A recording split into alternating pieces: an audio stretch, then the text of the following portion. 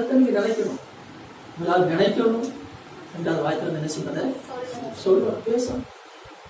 நான் நீதிமான், கிறிஸ்துவுக்குள் நான் நீதிமான், கிறிஸ்துவுக்குள் நான் ஐஸ்வர்யவான், கிறிஸ்துவுக்குள் நான் பலவான் என்று ஆண்டவர் நமக்கு என்னென்ன சொல்லியிருக்கிறார் அதைத்தான் சொல்லணும். எதிர்பார சொல்லக்கூடாது. இல்லாம எனக்கு கொஞ்சம் பலவீனம் இருக்கு அப்படின்னா பலவீனமும் எப்படிதான் சொல்லணுமா, பலவான் என்று சொல்லுவாங்க. அல்லேலூயா. பலவான்னு சொல்லுங்க.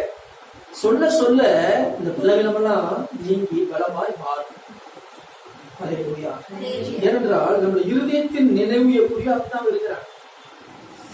நீங்க என்ன நினைக்கிறீங்களோ அப்படிதாங்க நீங்க. நான் ஒண்ணுமே இல்லை, நான் குப்பை நினைச்சு நீங்க நம்ம யாருதான்? குப்பைதான். இல்ல நான் ஐஸ்வர்யவான் அப்படின்னு சொன்னீங்கன்னா யாரு?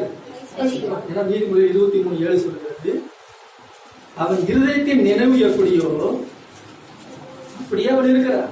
அவன் இருதயத்தின் நினைவு எப்படியோ அப்படியே அவன். As he thinks in his heart, so is he. எப்படி நினைக்கிறோம் அப்படித்தான் அவன். நீ எப்படி நினைக்கிற அவ்வளவுதான், அதே போலதான் நீ இருக்கிற. உன் நினைவு எப்படியோ அப்படிதான் உன் விசுவாசம் இருக்கும். ஏன் நினைவு கொடுத்த ஆண்டவர் இவ்வளவு தூரம் அவர் இம்பார்ட்டன்ஸ் கொடுக்குற, முக்கியத்துவம் கொடுக்குற அப்படின்னா, உன் நினைவு எப்படிதான் அப்படிதான் நீ விசுவாசிக்க முடியும். உன் விசுவாசம் எப்படியோ அப்படிதான் உங்களோட பேச்சுவார்த்தையெல்லாம் இருக்கும். பேச்சு எப்படி இருக்கும் அப்படிதான் உங்க வாழ்க்கை நடக்கும், சம்பவிக்கும். நம்ம அதற்கு மீது ஒன்று சம்பவிக்கிறார். மீண்டும் சொல்லுங்க, உங்க நினைவு எப்படியோ அப்படித்தான் விசுவாசம் இருக்கும். விசுவாசம் எப்படியோ அப்படித்தான் உங்களுக்கு பேச்சு இருக்கும். உங்கள் பேச்சு எப்படியோ அப்படித்தான் உங்க வாழ்க்கை நடக்கும். அல்லேலூயா.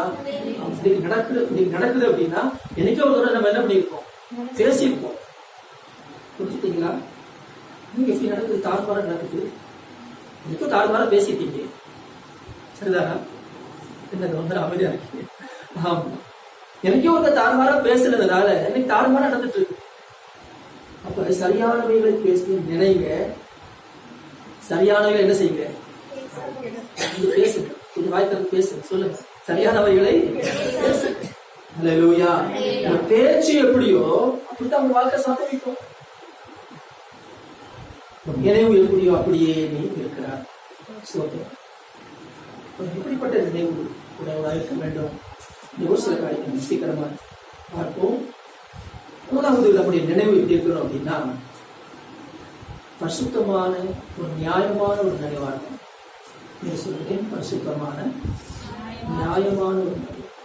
தேவன் அருளுகிற கிருபையினால், தேவன் அருளுகிற பலத்தினால் என்னால் பரிசுத்தமாக வாழ முடியும், என்னால் நீதியாக வாழ முடியும் என்று நான் முதலாவது நாம் நினைக்கிறோம்.